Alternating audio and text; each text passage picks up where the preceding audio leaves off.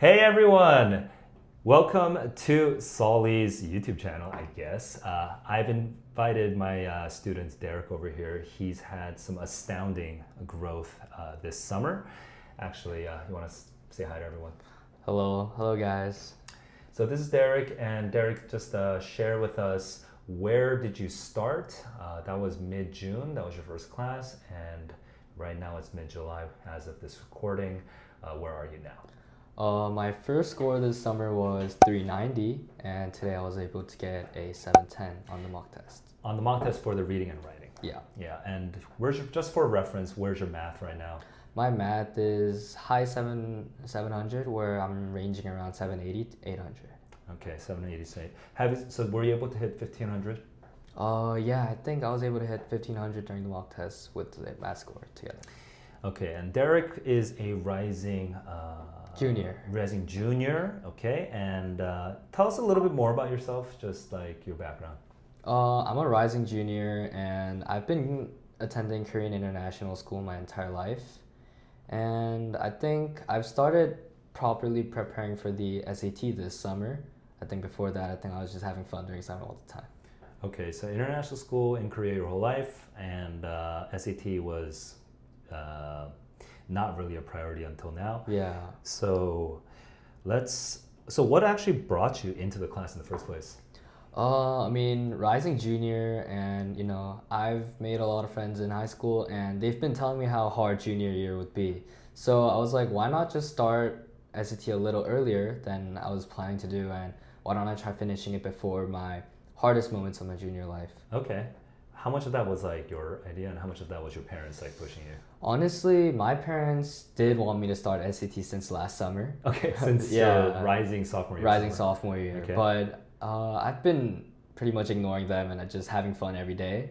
But as I got older, I kind of got to know how important my life's gonna be, and I started thinking about college life. And if I wanted to go to like a good college that I want to have fun, I think I needed a CT score. Like your parents aren't the ones. Oh, you're like, even your parents, if they wanted to, they can't really force you to do anything in your life? I'm like normal Asian parents, they always send me to hagwons, and my dad's actually really foreign, so he doesn't really mind what I do, but my mom is actually like a really like Korean tiger mom, where she sends me to like hagwons if she thinks I have to go. Okay. And so were you able to successfully escape the SAT Hagwon/Academy, by the way? Were you able to escape the academy last year, or did you have to do the SAT Academy? I think last year I was just sticking into like a 2-hour tutor every day, not really an academy. So, I did a bit of tutoring last year. Since I'm like an art major student, I was doing art here and there, and I was just kind of all over the place during last summer. Okay, so you've actually had some experience with SAT before that. Did you have any scores before coming to this class? Actually, I've never even tried taking a mock test last summer I've never even taken a full mock test timed until this summer break, where I think I was just looking through some questions and trying to build some experience of see if I've seen these questions before, and that's what I was trying to focus on. Okay. So your first mock test was this summer, and you got a 390 on the reading writing. Yeah, that's my first 390. And we actually pulled this up just a little bit ago, but you made a lot of mistakes in module 1 and 2. What did you, when that first landed, when you first saw that score, how'd you feel? It felt terrible. The first time I took the test, it was June 15, right? And that was my birthday too. That was your birthday? So I had like the worst birthday gift ever.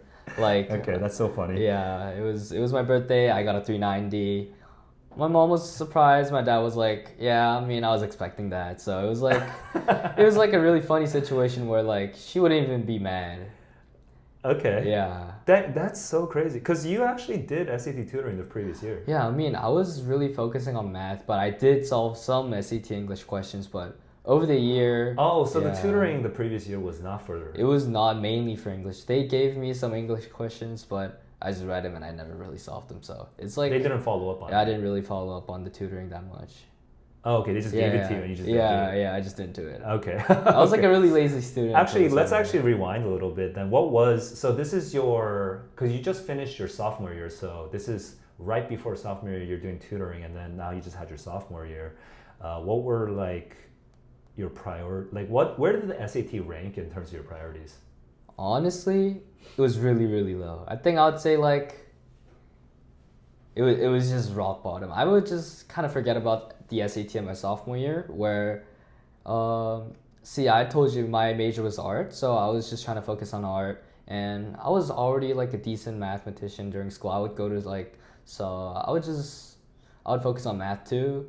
And then I'm like a really big basketball fan, so I would just focus on basketball over SAT. So those three would be my main priority during sophomore year. I'll just forget about SAT. I mean, and I kind of already know you, but like just for context, is this like competitive basketball? Like what level of basketball? My main goal was to play varsity last year, but eventually I ended up in the JV team. So I think that's what kind of tilted my focus to basketball a bit more, where I couldn't, reach the goal I wanted to in the beginning. So I think that's why I think I put SAT a bit more to the side and just kind of forgot. So what were some things that were like higher rank than SAT for you? Basketball is one of them. Basketball is one of them. Art would be one of them. Math would be one of them. I think overall I would just think about my GPA a bit more than like just all my school classes.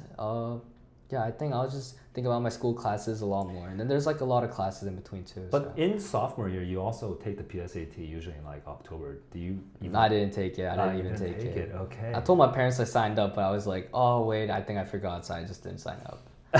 That's how much I didn't care about the SAT before. I didn't even know it was optional at your school, but okay. Yeah, they would recommend, but they wouldn't force us to do anything. Okay. All right. So then it's getting to summer after your sophomore year, and then you had that fought. Yeah. Junior is going to be really tough. You want to get the SAT sort of out of the way. Yeah. And you saw the 390. It was very disappointing. It was your birthday. Okay. And academically, how would you rank yourself outside of the SAT at that point? Were you doing pretty well in academics?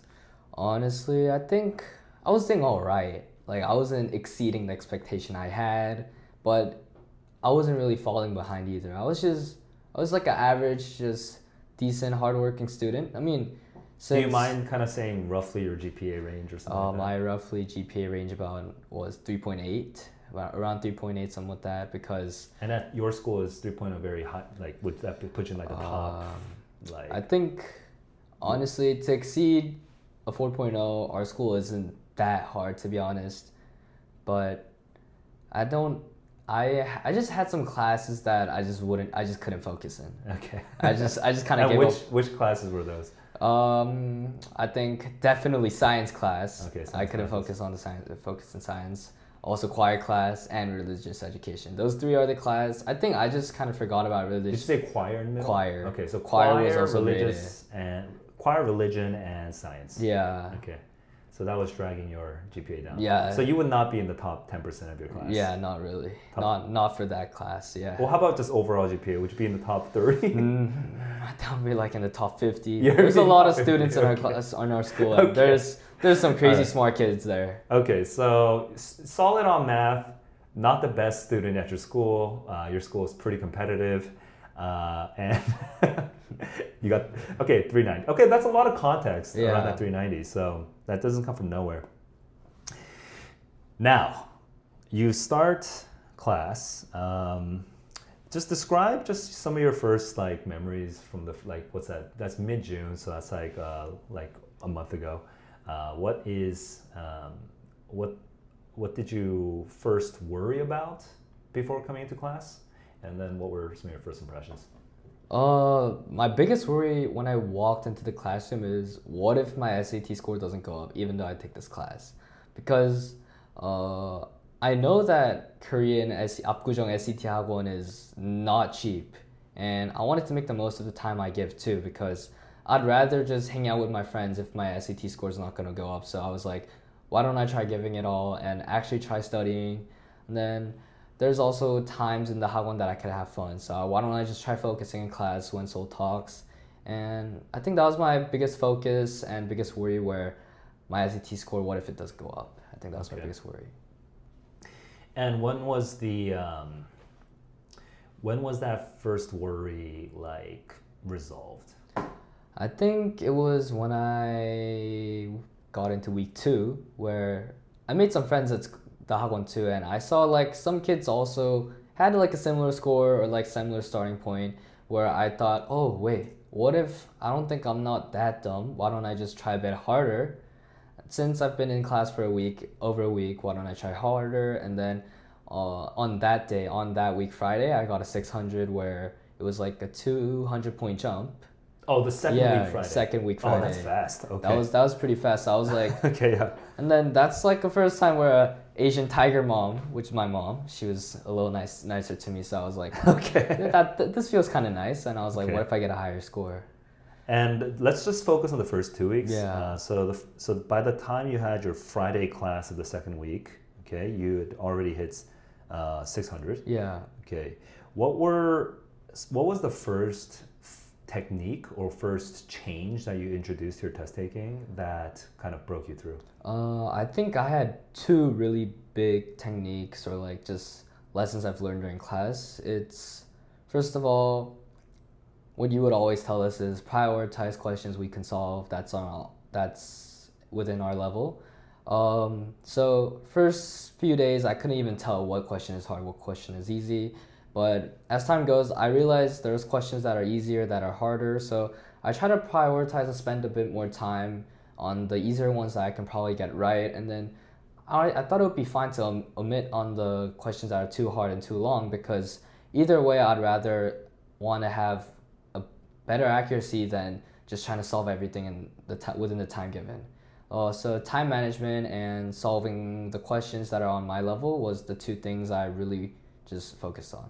Okay, so that how much of the jump from 390 to 600 would you say was because of sacrificing hard questions and because of managing the time? I think more came from sacrificing the harder questions, because as I was solving questions, of course, I improved how fast I read the questions, how fast I understand. So as I was learning how to solve the easier questions a bit faster, I think I had a bit more time to solve the harder questions, and later, if I'm done earlier, then I can go back to the harder ones and recover the questions I actually couldn't solve or like I had low confidence on.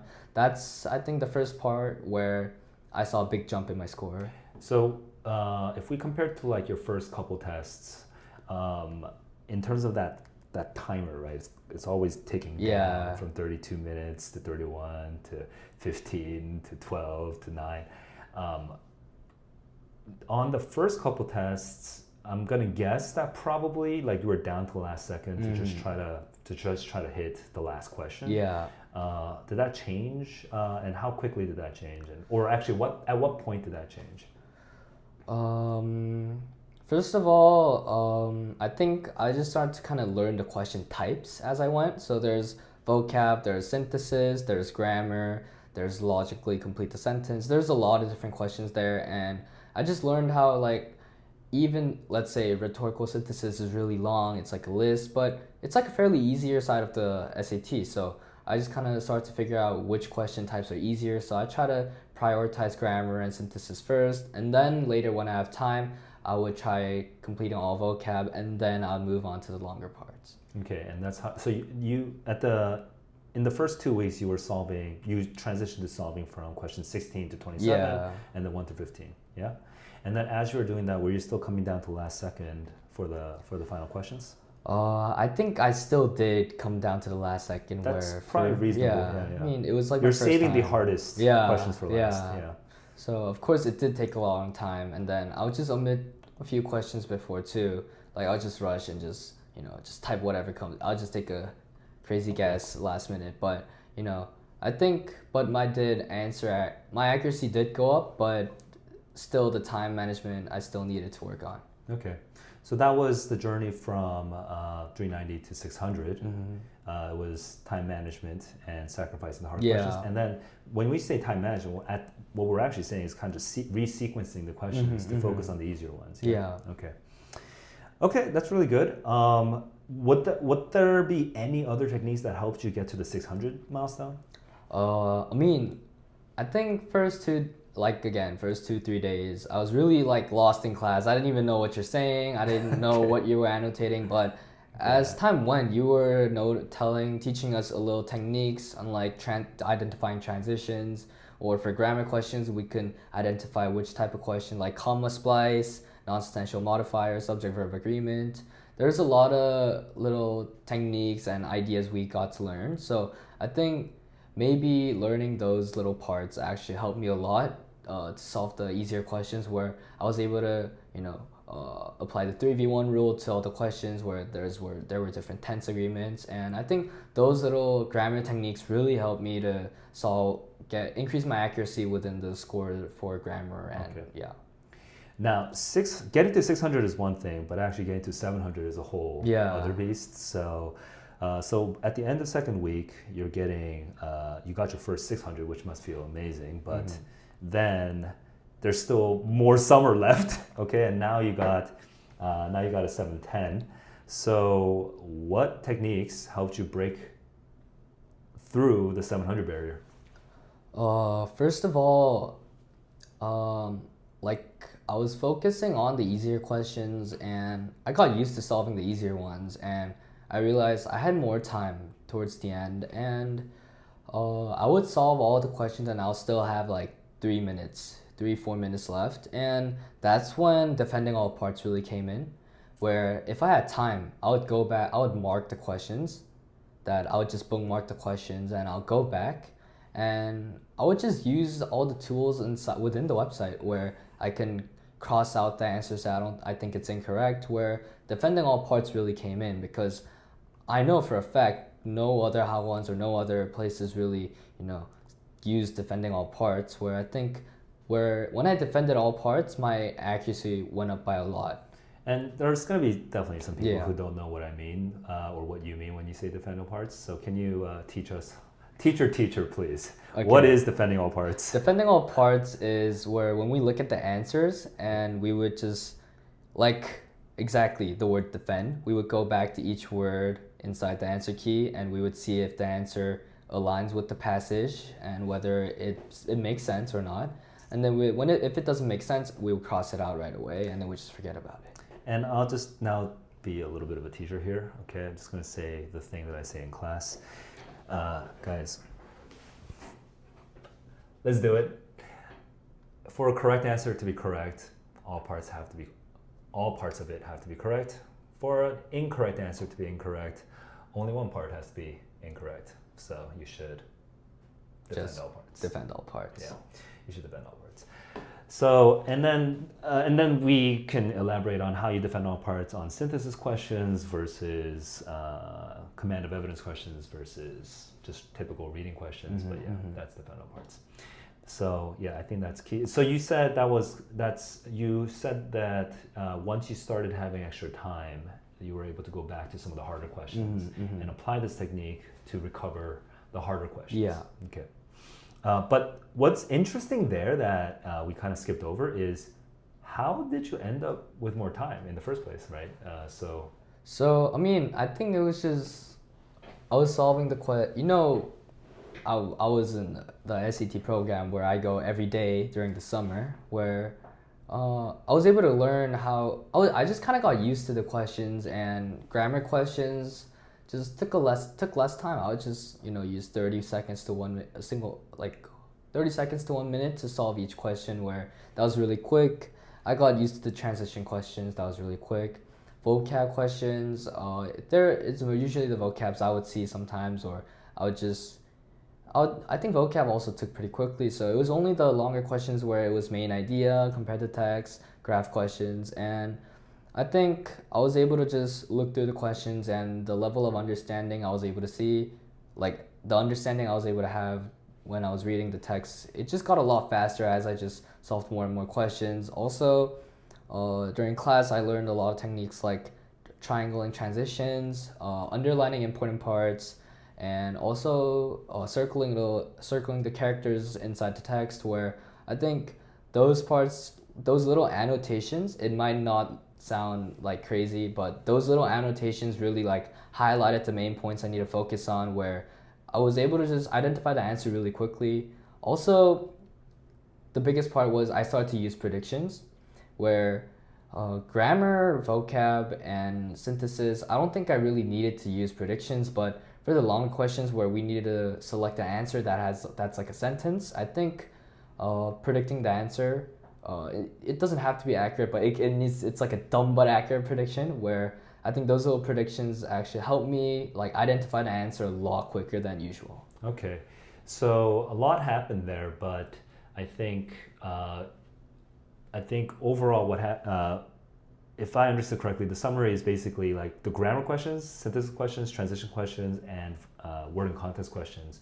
You just got better at them. Yeah. And so as you got better at them, they just started taking less and less time. And so then you could sort of like, the sort of dizziness that you felt previously kind of started fading away. And then when we're looking at questions like 8 through 15-ish, maybe like 6 to 15 depending, right?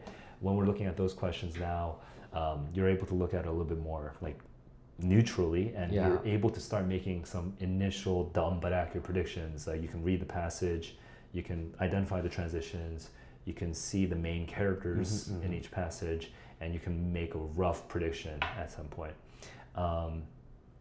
That's actually a mouthful, and I'm actually not sure if everyone understands what that means exactly, but that's like a lot of things that we talk about in class. And I do want to say one thing that Derek, I noticed in you kind of early on, is that once you started knowing what the annotations meant, like you started doing it pretty seriously during class. Like you were really annotating, and you're doing it even in time. Like to this day, you're still doing the annotations in time, like during the test.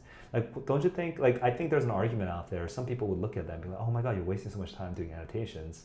Why would you, what's your answer to that?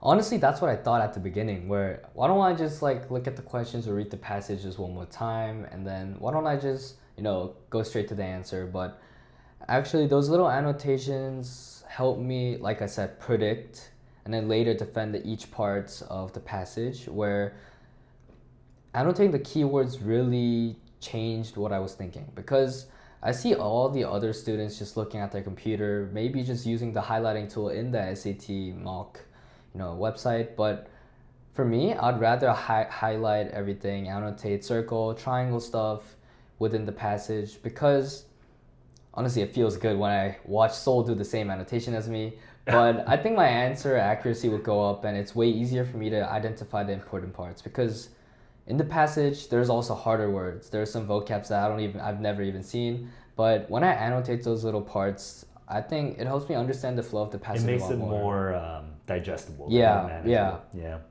And what Derek was saying is that he will like do an annotation, and then when we review it in class, he's comparing. Like he waits to see my annotation to see if it matches up. Like if he could kind of predict my own annotations. But yeah, I mean, that's really good. I think annotation is not a value in its own sake, for its own sake. I don't think annotation by itself has that much meaning, but what it does is it forces you to think about the passage in a sort of different way. And ideally, that means you don't even need me anymore. Like, you know the technique, and you can just keep using the technique, and I don't have to like specifically tell you what thing to find. Like, you can actually do it on your own. And so that is, if you can get to that point, then you sort of graduate. You don't need me at that point, and that's good. That's where I want you to be. All right, so let's actually do a wrap, because that was actually a mouthful. But if you could only nail down maybe one, or if you have to, maybe two things that got you from 600 to 710, like what are those things? I'd simply say two, because Okay, there was a two. lot. So I'd say predictions, and for me, annotating. Those two parts were the most important parts that I was able to practice and got better at, where I was able to reach a higher score overall. Okay, so predictions and annotations got you to the 710 from 600. Let's see. So recap, 390 to 600 was time management by being a little more clever with the sequencing, and then sacrificing the harder questions. And 600 to 710 was annotations and making predictions. Now, one thing that's kind of lost in this whole conversation is, do you still solve it from 16 to 27 and then 1 to 15, or has that changed? I think I'm really tactical about how I solve it. For Module 1, I think I solve it from 1 to 27 because I want to warm myself up. And like Sol always says in class, I need to turn my reading brain on for some questions later on. So I was just kind of warm up with some few easier questions at the beginning, and then later focus on the main idea, logically completing questions. And I'll just warm myself up with Module 1, solving from 1 to 27. And of course, Module 2 is a lot harder usually. So I'll just go back to the old technique and starting from 16 to 27, and then starting from 1 to 15. That's what I would do. Okay, so would you say the questions that you've been solving give you confidence to take on like actual College Board questions, like the hard questions that you'll see on the real test? I think it gave me a lot more confidence where I would be able to do the same for the College Board questions because, of course, I don't really just focus on the College Board questions all the time, but the questions I receive are fairly, really hard too. And then there are a lot of questions I've never seen at the same time where I think applying those skills to multiple situations and different questions, I think that really boosted my confidence where I can do the same within the College Board questions. Okay. Yeah, I think my biggest concern sometimes is that some questions can be kind of logically unclean. So even if you try to predict the answer, it's like the prediction and the correct answer doesn't, like even if you know the correct answer and the prediction, like the passage and the answer choices don't match. But I think we've had a pretty good summer of very, very clean questions, very hard but clean questions. Let me think about the wrap up at this point. Here you go. So,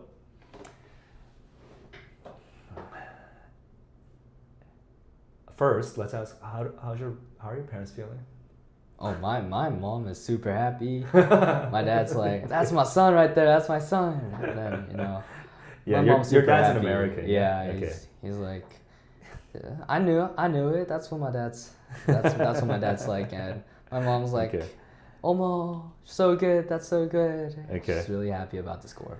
So your parents are happy, and how does this performance, how does this growth match up to your initial expectations? I mean, I was expecting like about 650 as average score I would be reaching, but I never really thought that I'm gonna be able to exceed 700 because I have a lot of friends who go to different academies, like, or people who already took the SAT. They would always tell me it's really hard. It's like a really big wall ahead of me once I reach 650 because 700s, it's just like,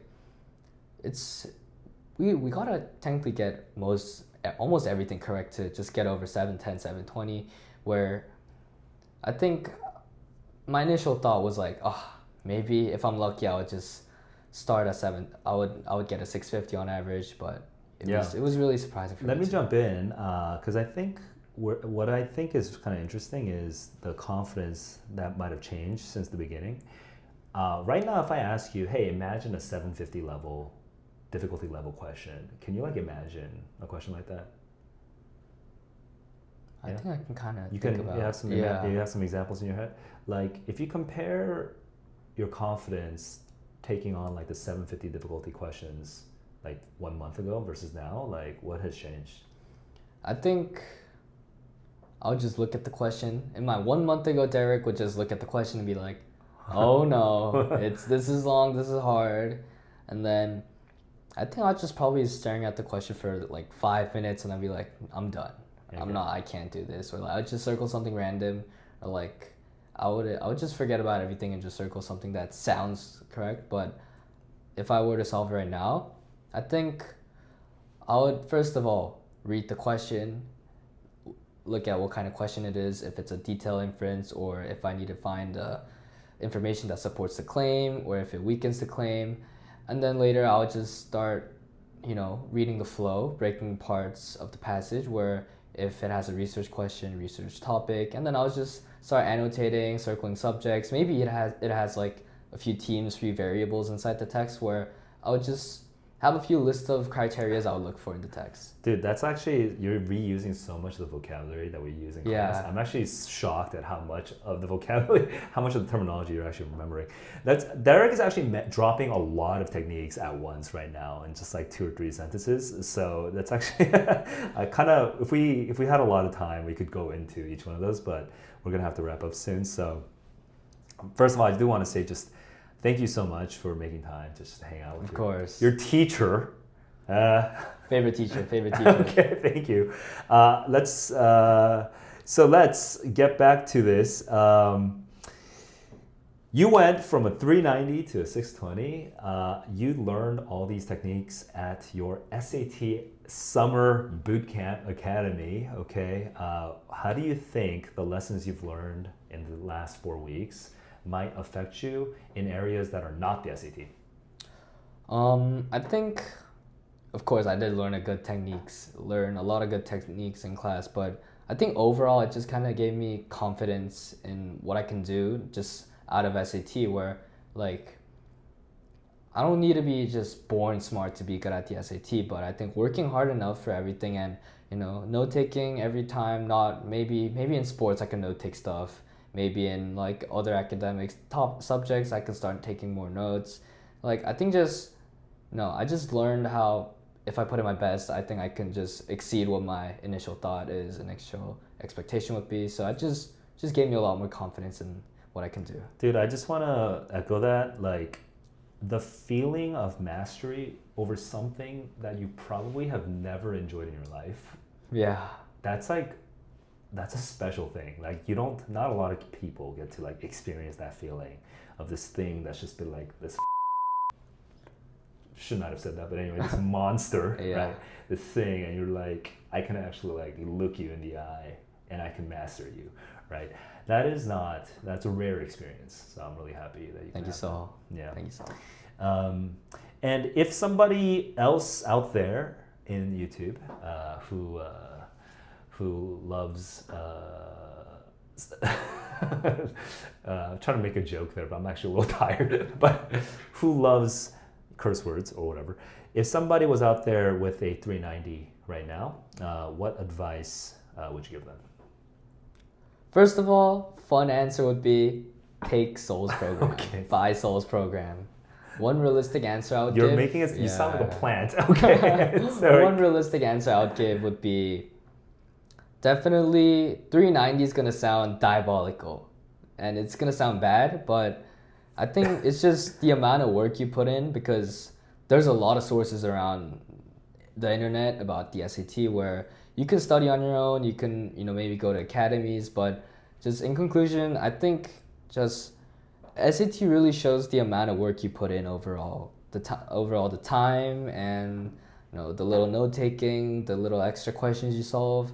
I think that's just where you can really see the score, because you're not going to see a change in a single day just because you solve like 100 questions in one day. Yeah. But the more you spend time, the more you work hard, you're going to see results. And then that's why I think that's the biggest thing I would give. And Derek put a lot of work in, so I do want to again applaud that. If you could kind of say the first, let's make it a little bit more practical. What if someone has a 390 right now, and assuming no extra resources, just whatever's on the internet, week 1, week 2, week 3, and week 4, what should they focus on each week? Week 1, definitely, the advice I would give is just get to know and start trying to identify questions that are your level first. Of course, grammar, most people would agree that grammar is the most easiest part, where I would just recommend just going for grammar first, and then later synthesis, transitions, and vocab, and then later just, if you have time, you can solve the English question, like the reading questions later, because of course, instead of time, accuracy is a lot more important in SAT too. Okay. And then weeks maybe 2 and 3. Weeks 2 and 3, that's when you're gonna start getting used to solving the grammar questions, and you're gonna start finding a flow. Um, I think by the time you'd be able to finish within 2-3 minutes at the end, it might not sound like a lot of time, but it's a good amount of time where you can recover 2 questions you're not confident with the answers. So why don't you just go back to the questions you maybe bookmarked, and then just, just read it again, just check it out a few times, and then why don't you just try defending all parts, and then just boost your confidence in the answer. That's what I would do. And this is the hardest one, but like the 4th week / the week where you're trying to hit 700, what's the tip for them?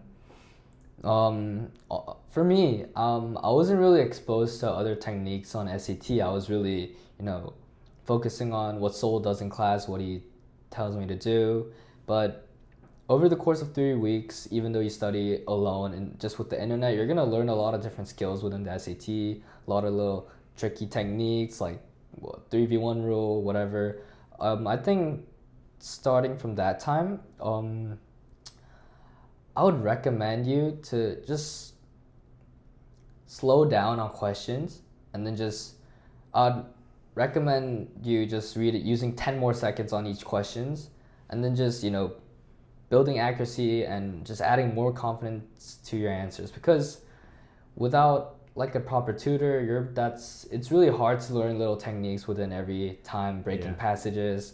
But I'll just tell you, just use 10-15 more seconds on each questions, and just try to get the question correct, because it's not always about completing every question and then I'd rather just spend 15 seconds on like a question and get it correct instead of getting 2 questions correct, because once you get 1 correct, or once you're like behind, it's gonna build a lot of time pressure on your shoulder, where you're just gonna have to like skip through, or like you're not gonna be able to have confidence in all answers. Okay. Sounds good and amazing growth. I'm just so happy to have been able to teach you. You've been a delight with your ridiculous answers to my questions every class. It was an honor to be in your class too. It's just, Derek is one of my most annoying students, but also very lovely, as you can see.